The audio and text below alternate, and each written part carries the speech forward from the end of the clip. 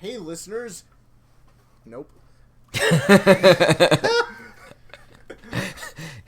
You suck. Just so you know, we're using that. Obviously.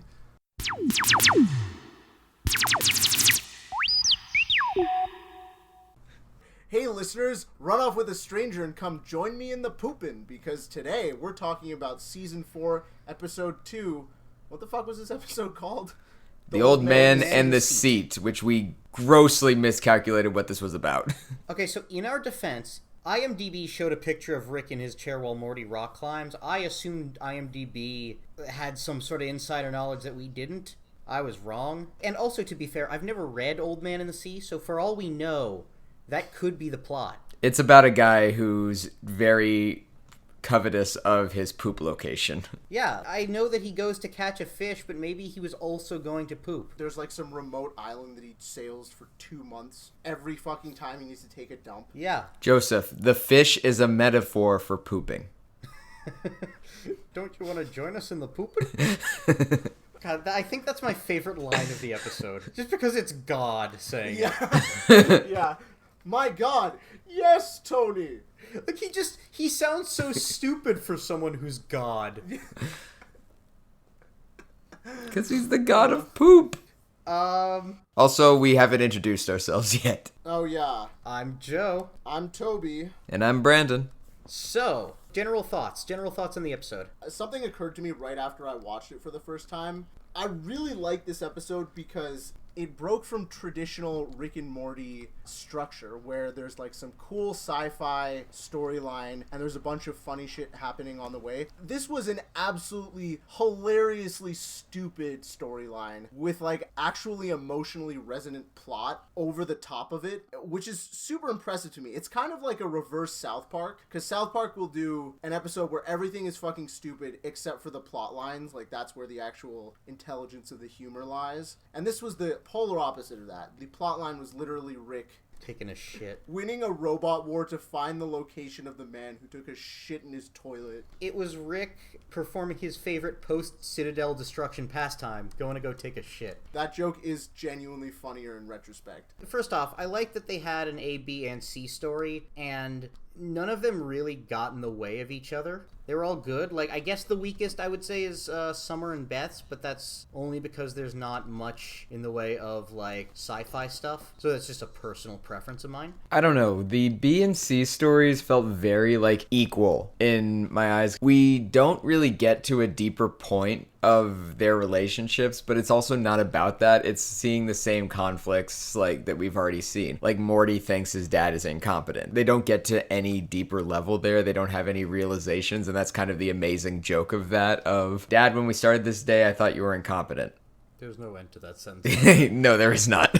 And the same with Summer and Beth. Like, we didn't really get to a new point there of either of them doing something that they haven't done before. Yeah, I'm fine with no progression because, you know, you don't need progress every episode. Rick and Morty is very much a slow burn when it comes to characters progressing. Oh yeah, well, I mean, it's TV. Like, you never want them to actually become self-realized because then the show's over. Yes, but plenty of shows actually do that, and I believe Rick and Morty would be one of them. You know, your characters evolve slowly, but they need to evolve, otherwise they're just dead in the water. Oh yeah, absolutely.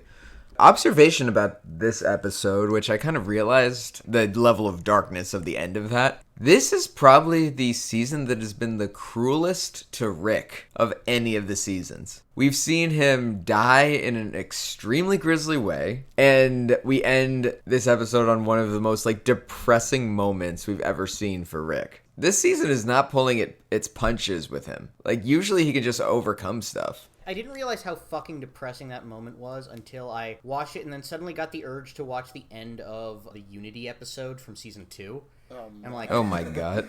Yeah, I think that's the only one that beats it in terms of depression. Oh, all I can think of is the gif of the starfish from Finding Nemo going, "Today's the day." Well, I don't know that one. I do know. You're still not getting a pity laugh from me, though. Oh, fuck. Fuck you. So, good episode. I also love the fly thing. What you're not gonna ask about how I'm a fly that runs a restaurant for frogs or that I'm the leader of the mafia. There's 100 things interesting about me. None of them are sandwiches. I like that meta humor. Also, wait, what does that mean? He shat in my toilet. Is that drug slang? If it's drug slang, I need to know about it. A joke that caught me off guard was Beth crashing into a barn and there's just a farmer. Oh, there. yeah. I'm parenting. You should try it. Yeah, well, my daughter joined ISIS. It was good because it's like she had a good strong comeback where it's like, oh, nice job parenting. Yeah, where's your daughter? It's like, okay, that's the joke. And then he's like, she joined ISIS. It just took it another step that I was not expecting. All right, so we've kind of got into joke of the episode, but anybody have any like particularly amazing joke that they wanted to talk about other than God pooping too or joining ISIS? Yes, and it also ties in exactly to the point of why I like this episode so much. Just the very end where like Rick tries to drop off fucking like chocolate laxatives to Tony and then finds out that he's really dead and then goes back to the toilet like really drunk, clearly not having a good time, and just like 1,000 hologram Ricks pop up. Hey, you piece of shit, I bet you're enjoying taking a shit on the toilet now. Here's your crown, you king of shit. Yeah, and it literally engraves him a crown that says king of shit. That was that was incredible because I was laughing so hard watching that, but I was also like pretty emotional because it's amazing. Like it's somehow like simultaneously a very hilarious scene, but also really emotional and heartfelt. Oh, I was not laughing. I just felt I felt so sad. Really sad for him. I felt sad, but I just thought it was hilarious that like that's all the shit that he went out of his way to show Tony. I think they did a really good misdirect with that scene because, like Joseph said, it harkens back to the end of the Unity episode where he's like setting up his own suicide because we literally see him like rigging a toilet after saying like you will be dead to this guy, and then the first thing we see come out when he sits on the toilet is giant guns. It's a great misdirect to make you think, oh shit, he's about to kill himself by sitting on a toilet. Dying on his throne. There's also an interesting parallel there with Rick dared to get somewhat emotionally invested in a fellow shy pooper, and he went out to live life to its fullest, and that's what killed him. And Rick probably feels somewhat responsible for that. Which do you think is the thing that made Tony decide to live life to the fullest? The Globofan chemical or Rick's toilet is just that amazing that he had to go and live his life to the fullest after that? I think just meeting Rick made him realize, like, this is answering the question and also talking about another joke. Like, he used the excuse, yeah, my wife died, so I decided to use her toilet. And then Rick goes into another universe, finds a version of the guy whose wife is still alive, and goes, what did you do today? My wife's still alive. I found this nice toilet, so I pooped in it. And then he beats the shit out of that guy and throws him back. Don't use your dead wife as an excuse. Also, that fart bomb was holy shit. Okay, so that was the most disgusting part of the episode. That was super funny. Yeah, but as I was watching it, I was just thinking, oh, Toby would love this. Oh, yes, I did.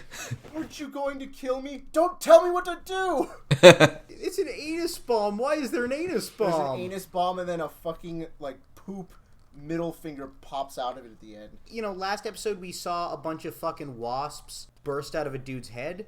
I think this week was grosser. What? I think the shit was grosser. Just the idea of the smell. The idea of a burst of fecal air so powerful that it breaks the ceiling and turns out and breaks like the light bulbs and shit, followed by a giant shit which presumably smells even stronger that then produces a smaller shit shaped like a middle finger. Joseph, you know that you can't actually smell it though, right? You are a human existing in this realm. No, that's just because he shit himself while he was watching the episode. He was like, oh man, this is so gross. And then I tried to blame it on the TV so no one knew. Oh wow, how did they make it smell bad in here? How amazing. Alright, I'm working on something here that I really should have done beforehand, but I cannot for the life of me figure it out. Hang on. Is this related to the podcast we're now recording, or? No, I'm trying to reach climax. Yes, it's related to the podcast. What I'm looking for is, I'm trying to see if the QR code on Rick's hat actually leads to something. That's what you've been doing this whole fucking time? Yes. Okay, so according to GameSpot, the QR code from Rick's hat sends you to the Rick and Morty store to buy that hat. Oh, I was like genuinely expecting like meat spin or something. Use the code Daily Squanch to get 15% off. For the record, we have no code. There is no... You can try using the code. It's not going to work. Nintendo, give us free stuff. Let's talk about the adventures of Jerry, Morty, and Taika Waititi. First off, I think Glooty is just... There's something adorable about him and the accent and all that. Glooty also just sounds like a nickname for a butt. It does. Why the fuck does Rick have an intern? He just had him go photocopy some non-specific pages, and he's an alien bent on infiltrating the world, infecting it with an app. Rick just has him around for what reason? I love the idea that he could have very clearly, very easily built the app on his own and, like, done whatever his like, alien boss wanted him to do, but he's just like, no, like, build the app with me. Don't understand why that happened. Just to make it Jerry's fault. I think... He needed someone to name it. I completely believe that that's the reason, but that's so hilarious to me. That the only thing he needed somebody to do. I don't know for a fact that that's the reason. I wouldn't be surprised. Honestly, it's a pretty big plot hole, and I don't care. Yeah, they could have come up with a reason, but oh well. Really, it was, at the end of the day, to make it Jerry's fault. I do wish they had some reason. It just occurred to me, we're such fucking Rick and Morty fans. Oh, are we? Yeah. Are we, Toby? No, like... On this podcast, are we Rick and Morty fans? Believe it or not, we are. You heard it here first, audience, on this podcast. I don't consider myself a fan. I'm a connoisseur. Yeah, now you're talking like a Rick and Morty fan. High IQ and all. I'm the Rick of my friend group. Like, we're such fucking Rick and Morty fans because we're literally like, oh, like, there's a plot loophole. Like, I don't know about this plot when the episode's literally about, like, Rick taking a shit. Listen, we're here to do literary analysis, kind of. Toby, be serious about this shit. Ha! Hey. I'll give you that one, Brandon. You get to live for another day. That's my price, is making one bad joke a day. I'll be immortal. Honestly, Brandon, you've, like, severely been slacking on your bad jokes this episode. Yeah, they've been decent or not there at all so far. But none that are good. So Morty is completely detached from Jerry. He's very much Rick towards him, and I wonder if Jerry's ever going to call Morty on it, and if so, will Morty respond like Rick, or, like, will there be a nice moment between them? I mean, maybe I'm bumping on the comparison of like Morty to Rick because Morty didn't even bring a gun onto that ship, onto an alien mothership. He has a lot of Jerry in him, but he also has a lot of Rick in him. I also just don't quite believe that he wouldn't use the Love Finders app himself. I figure he was busy trying to stop it, and he knew for a fact that it was evil.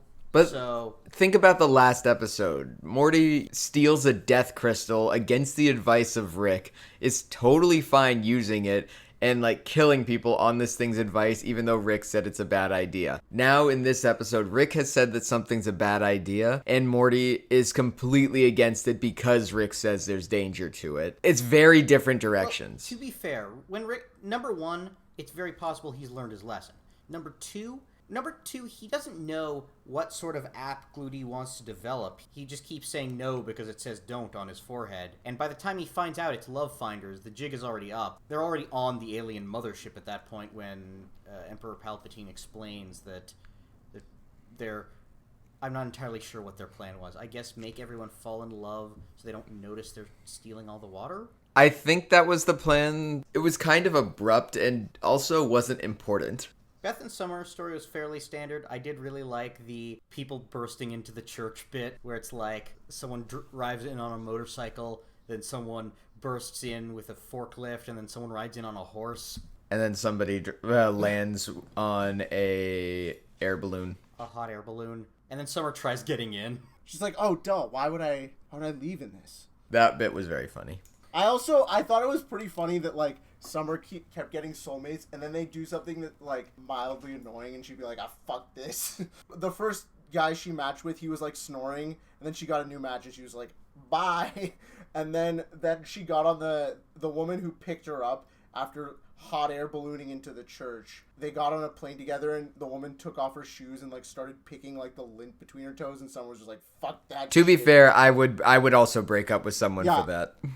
So I watch reaction videos, and on one of them, I saw the thumbnail of the people watching being like super grossed out. And I'm like, oh, it's probably at the poop scene with the middle finger. And no, it was at the lady picking lint out of her toes. They were like horrified by that. They were like, ew, gross with the poop. But they were like horrified by the fucking lady picking lint out of her toes. They watched a 300-foot tall Rick in the previous episode get stung in the eye by a wasp, have wasp maggots falling out of his nose into his mouth, filling up his head, and then exploding out of his face as wasps after they had eaten his insides. And then you just get to see that shit for 10 more seconds. And this was their line. Yeah, apparently. I don't see the problem. I also thought it was a very underrated joke of when Summer and Beth are shouting in the parking lot of the motel, assault, rape, and then somebody just sticks his head out saying, it's a motel. Nobody here has a life that's going so well that they can afford to get involved in yours. Bye. That was really fucking funny. That was really funny. I love assault, rape. Yeah. I actually, Joseph, when I watched that, I knew that you would watch that scene and laugh really hard at that. It was a good scene. Wait, okay, there was another joke that made me laugh pretty hard. Just in the beginning where Summer's like, yeah, Rick's a shy pooper, he has a special place that he goes. And then you hear Rick like, oh, fuck you, Summer. And then you see the ship fly off into the distance. Well, also just in the background. That level of exposition so fast, the only show that can get away with that is Rick and Morty. When he has to poop, he has to fly miles. Like, he's an old man. Like, don't old people have poorer control over their bladder and bowels? Yeah, he admitted it in the first episode. It'll just fall right out of mine, Morty. You're still young. Yours is taut yet malleable. Yeah, so he holds that shit all the way to the middle of the nowhere. Also, here's one thing that really pissed me off. I know it's a small thing, but he had Glooty pour syrup on his pancakes, and then he just left. He didn't eat them. He didn't touch them. Yeah, he's a fucking intern. He just left. He didn't eat them. That is at kind all. of funny. Looking up to see who wrote this episode now. See if it's one of our favorites. This episode was written by Michael Waldron.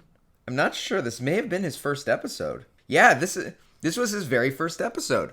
That makes sense because honestly, it felt, and I'm strongly pro this. Like this felt like a different episode of Rick and Morty. This felt like something I had not seen from the show, just as far as like the storyline and the structure. He previously wrote on Harmon Quest and is a writer for the new Loki TV show. Oh, he also wrote a script that was on the blacklist this last year, which I'm really excited for when it gets made. Explain to the audience what that is, you film nerd fuck. Right, tell us how you really feel. For those who are not involved in the film community... We're not in the Gaspar No. I'm not proud of that. I'm not. Joseph, meet my friend the Rectal Beast. For those who are not in the film community, the Blacklist is an annual list of the best unproduced scripts that are out there that might get made, and a lot of them do get made, and they're really great. Our boy Michael Waldron had a script on it which has an amazing title, The Worst Guy of All Time and the Girl Who Came Back in Time to Kill Him. Is this about killing Hitler? I don't know. I haven't read it yet, but it sounds awesome just based on the title. So Tony, I really like him. I really liked... This is Globofin. It connects the what you have section of your brain to the what you want section of your brain. If your version of heaven is poop, then that's on you. That was a good joke too. That was a really funny twist. Well, that and also the response of you're able to create a perfectly realized version of heaven in someone's brain, but you can't share a toilet. So here's the part where it got deep and or depressing. Tony is like, he's talking about the idea of why he's a shy pooper, and he says, it's a pointless bid for control. You want to take the one part of life that you truly think is yours, and you want to protect it from a universe that takes whatever it wants. So he's doing this because he wants to take control over the one part of life he feels is his. So my question is, what is that for Rick? Is it just all of the horrible shit he's seen? I'll be honest, I would be very surprised if it was Diane, is that her name? Rick's wife? Yes, it's Diane. At least if we can believe anything we saw in Shoney's. Like, I mean, Rick is certainly traumatized by all he's seen in the universe. And, he uses a whole bunch of poor coping mechanisms, from alcoholism to going on extremely dangerous missions with very little purpose. And I'm sure there is a part of him that's hoping he will die in the process. But he's not hoping he'll die, but he's so okay with that possibility that he has no reason to avoid it. It's a way of killing yourself without actually killing yourself. There's so many Ricks, and an infinite number of them are alive, and an infinite number of them have died. So, what's the point? What's one more? What's one more poop in the sewer? I mean, kinda. Also, wait, hang on. Just a thought about last week's episode that I did not remember. He destroyed the Council of Ricks. So any Rick that's left alive is going to be an extremist Rick that wasn't part of the council. Why were we surprised that they were Nazis? Well, not every Rick was a part of the council. A lot of them were just citizens. A citadel. He destroyed the citadel of Ricks. But I do see your point in that it makes sense. A lot of the Ricks that are not a part of the Citadel are just either outcasts like wasps and shrimp or fascists. It makes me think of the Donald Glover bit of, oh, why are so many of them this way? 'Cause you killed all the calm ones. Oh yeah. Man, why are Jews so uptight? 'Cause you killed all the relaxed ones. No, baby, everyone loves the Jews. I'm gonna just hop in this cattle car. That just means more Jew pussy for me. Jesus Christ. Wait, did he say that? Yes! Fuck, that's funny. I forgot about that. Yeah, shout out to Donald Glover. That shit was funny as fuck. Thanks for listening, Don. He doesn't. So my question, I guess, is this one big loss that Rick took, or is this just a lifetime of realizing how little control he has, how little anything matters, and how he has to just go through life with the knowledge that nothing he does can or will make a difference? Wow, this is fucking hilarious that we're talking about this, considering... Well, yes, I know the subject matter is poop, but... Toby is not over it. Give him a second. There is some deep stuff here. No, that's again why I really like this episode, because they managed to make a great episode with actually, like, interesting, deep concepts and emotionally resonant tone over shit jokes. Just one big poop joke. You are right. It is a funny dissonance. Yeah, so do you guys think it was a big loss or just a lifetime of loss that made him a shy pooper?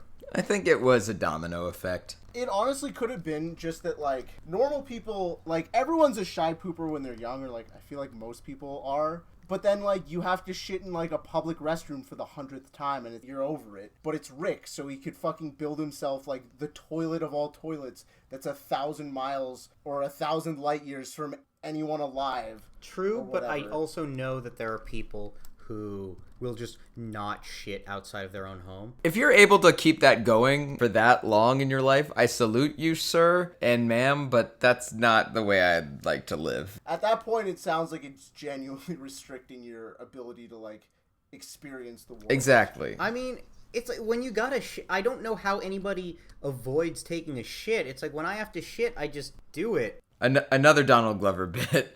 I feel like me and my butt are always on the third date, or the second date. We don't know if it's gonna happen yet or not. All right, weird, but okay.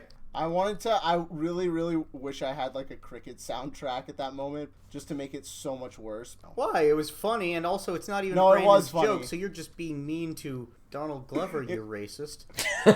Oh, that was one of Donald Glover's. Yes! He awesome. said that. Oh, well, I was fucking not paying attention to that shit. Like, would you guys shit in that toilet, and would you find it any more satisfying than shitting in just a regular toilet? Yes! Of course! What do you mean, of course? It's got a view of an alien Grand Canyon. I would have just as much fulfillment watching that beautiful landscape as I would watching while shitting. Also, there was a moment when Rick pees off the edge of the cliff and then goes to take a shit, and I appreciated that as someone who enjoys peeing off of high places.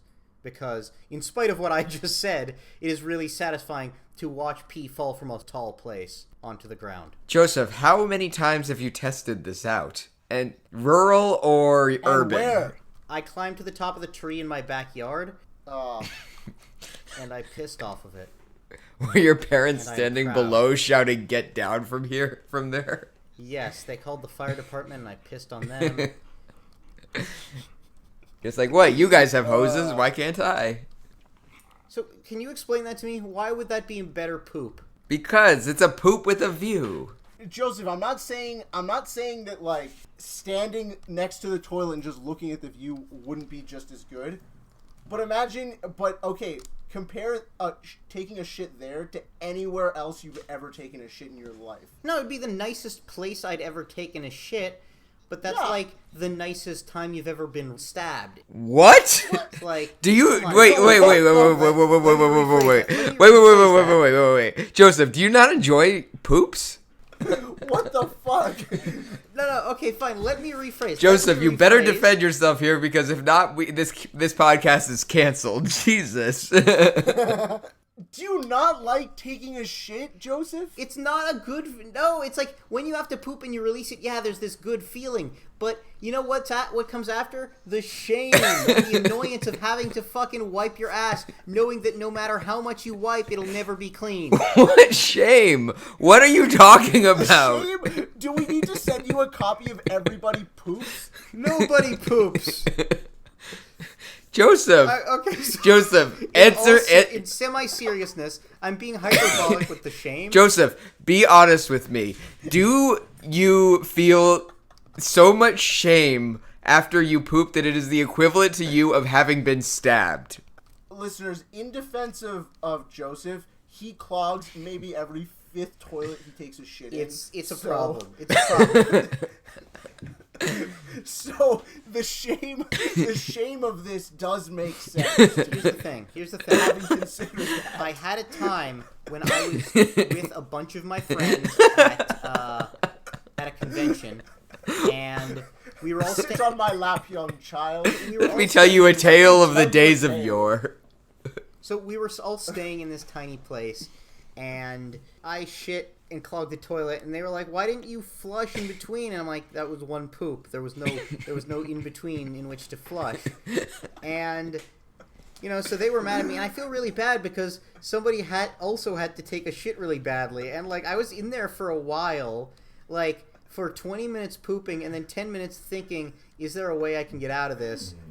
Like. There's no... I can't... It's too filthy to reach in there. You didn't text, like, the person you trusted most in the group and just be like, please bring a spoon to the bathroom. No, because every single one of them would have fucking outed me. I know. Hey, Joseph, just so you know, I'm sending you the address and number of the Austin Colon and Rectal Clinic. I thought you were going to say the Austin Poop Hotline? Yes. No, it's a clinic, because what you need requires x-rays. Call 1-800-BIG-POOP. He actually texted me. He actually texted me the address of Austin Colon and Rectal Clinic. Flieger David C. MD. Your appointment is Thursday. Be there or possibly have stomach cancer. So, Dr. David Flieger, if you get any more business because of us, you can send the check to me in the mail. You're welcome. Yeah, you're gonna need it for your fucking poo medical bills. It's just like, what the fuck? Like, here's the thing. I knew before this podcast began, it's gonna go some weird places, because how can it not? This is an episode about poop. And it's us. Like, I guess we couldn't avoid it. Like, just look at the topic. No, this was happening regardless. Just what did you expect us to do? Not make jokes about this? Not mercilessly roast our friend for having a fucking diseased asshole. It's not diseased. You're just jealous. There are only 2 thumbnails that we can use for this episode. Either a straight up picture of my colon, or the fucking screenshot of a Skype session that I had with Joseph while he cleaned his toilet in shame after he clogged it. You have a screenshot of that? I took at least like 7. I did not know that. This is new information for me. I don't know. Anybody have anything deep on Rick and his great loss? Well, since Bird Person died, the only friends that Rick can have are enemies who are his playmates. Yeah, like it's like he could not for the life of him admit that he liked this guy. I love the dude's cavalier attitude where he's like, "Yeah, I know you like me. Yeah, come around, you'll be dead. We're gonna be friends. You're gonna be dead." I really appreciated Tony and his attitude and his not quite standing up to Rick, but like his pretty much wisdom, I suppose. That definitely counts as standing up to Rick, I think. By continuing to use the toilet? Oh, hell yeah. How brave, how bold. Also, I'm just curious how Tony fucking found this toilet, because Rick, he probably put it on a fucking foreign planet.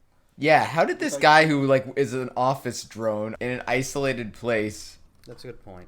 getting to a planet that's basically alien Hawaii? Maybe he's like a traveling salesman and he went, I don't know. Why did he go to an abandoned island planet if he's a traveling salesman? But we don't know that it's a actually, I mean, I guess there's just maybe he was trying to sell it to someone. I don't know. Well, maybe look, I don't know. He could have been like a planet surveyor or something. For who? Nobody lives there. Yeah, so he's surveying it for development purposes. Actually, that's not bad. I still think you're wrong, but it's not bad. Oh, I found it. And there's not one, but 1, 2, 3, 4, 5, 6, 7, 8, 9, 10. Is this the screenshots from the... I'm sure glad the audience can see this. This is going as the thumbnail. I am now texting it to both of them. Jesus Christ. Why the fuck? The worst part is that my dumb face is up in the corner just laughing hysterically at you. My dad was very mad at me. I just can't believe that I called you and you were like, sorry, can't talk, have to unclog this toilet I just clogged. And I'm like, bro, just Skype me. And you're like, all right. This is entirely your fault. First off, you made it sound way douchier. Just Skype me real quick so I can laugh at your pain. So, let's talk about Globophin, the chemical that makes you see poop heaven. What would your guys' heavens be? An infinite inky black void.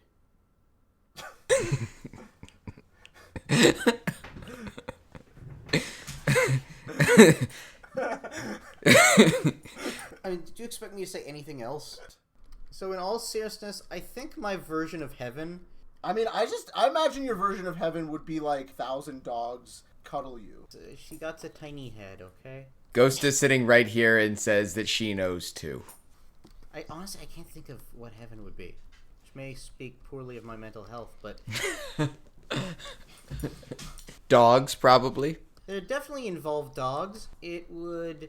Okay, fine. What exists in your Globofan-induced visions of heaven? Because for Jerry, it's being a water cooler delivery man. Okay, so can we just discuss that for a minute? Yeah, getting into pornographic situations and not doing anything about it. He's got 900 more bottles to deliver before the end of the day. That man is working. If I can just say, what the fuck, Jerry? What the fuck? That was a really good way to call Jerry pathetic. I was strongly on board with that joke. Yeah, Jerry's a weird motherfucker. This is hard. I really feel like we need to come up with something because it's a problem that we can't. I'm glad it's not just a me problem. Okay, fine. I have one. So have you guys seen the Simpsons episode where Homer goes to hell and his punishment is to be force-fed donuts until he explodes? Yes. So my version of heaven is that with sushi, but I can't explode and I never get uncomfortable. I just get to keep eating sushi like I'm hungry, and then also someone's jerking me off while that happens. I feel wait, hang on. Is it a person or is it like a fish? It's just a very attractive hand that pops out of the cloud. Just a disembodied hand. Wait. Joseph, why would it be a fish? Well, because he's in a sushi restaurant. Obviously. The fish aren't alive in a sushi restaurant. There's people there. Yeah, you know what they're gonna do? They're gonna hollow out a hand roll and jerk me off with it. Actually, no. I think that would be my version of heaven, too. Like, unlimited food that has zero effect on my body. Okay, so I'm ashamed to admit that I feel the same way. Seriously, is our heaven just food? Do. Yeah! Food is amazing. And that's What the fuck, us? And that's the drama surrounding food, is that, oh, I love eating this, but it's making me fat. Well, imagine if that goes away and all there is, oh, I love eating this. And I have an infinite supply. You're good. Well, I think I would also just have infinite time to play infinite video games. You could just play video games for 200 hours straight and, like, not feel tired and always feel great. Yeah, and again, I'm aware that that's a little bit sad, but so is the fact that all of us were like, yeah, food. Obviously, food is heaven. I stand by that. Yeah, no, I'm not ashamed of that at all. I think it's hilarious that you use video games as a coping mechanism to run away from your problems, and you just want to do more of that in heaven. You know what? Fuck you. Don't call me out like this. Don't call me out on my fairly unhealthy coping habits. All right, so anybody got any other questions or whatever? I do think we can also bring up the titles for the next 3 episodes have been announced. All right. The next one is called One Crew Over the Cuckoos, Morty. So fucking lazy. Followed by Claw and Hoarder Special Rictums, Morty. They're really, like, not giving a fuck about the episode titles. They're scraping the bottom of the barrel here. And then the last one is Rattlestar Rick Lactica. That's by far the best one so far, and it's terrible. So, give me that first one again, and we'll discuss what we think it's about. One Crew Over the Cuckoo's Morty. I actually don't know One Flew Over the Cuckoo's Nest. I assume it has something to do with a bird. That actually might be a pretty trippy episode, because One Flew Over the Cuckoo's Nest is all about Jack Nicholson going to live in a psych ward. So we're thinking maybe Rick goes and lives in a psych ward? I mean, I don't know how they would do that, but I don't know how they would make a good episode about Rick pooping, so... Look at me, I'm pooping too. Come on, poop with me. Poop god. With me, Tony? What a fucking weird episode. Come poop with me, Tony. Yeah, the voice of God was genuinely amazing. It's true. But yeah, I don't know. I think one of these is going to be a Morty's Mind Blowers or a interdimensional cable, although probably not doing interdimensional cable. I don't know if they'll do a Morty's Mind Blowers again. I mean, I wouldn't be mad about it, but yeah, I don't know if they'll do that. I don't think they'll use that same framing device, but I think they're going to do something like that. Yeah, I could see that happening. They have plenty of stupid ideas that it wouldn't make a good episode because there's not enough of it, but... Yeah, I mean, a character called Noob made it into the final cut of an episode. Like, think about what's on their, like, cutting floor. I just remember Dan Harmon's shouting, "Do you know how brilliant you have to be to name a character Noob as a filler and not change it before you finish the script?" So One Flew Over the Cuckoo's Nest, I'm not going to say the full name. If it's about a psych ward, then it would probably be Morty would be the main character. So either Rick is, like, something happens to his mind and Morty has to go fix it, or something happens to Morty's mind and we follow him through the mind sanity. Here's the problem with doing the podcast late. I run out of energy. All right, I can't think all good. I'm not thinking so good, Doc. Brain hurty. Shut up. Thank you for listening to the Daily Squanch, our non-daily Rick and Morty podcast. You can check out this episode and more episodes on SoundCloud, Spotify, iTunes, YouTube, Google Play, and wherever else you get your podcasts. Thanks for listening. We'll be back next week. Have a good one. And come poop with us. That would have been amazing if we all filmed this taking a shit this week. My brain went to a similar place, except we just record ourselves taking a shit and we play those sounds at the end so the audience can poop with us. Bye.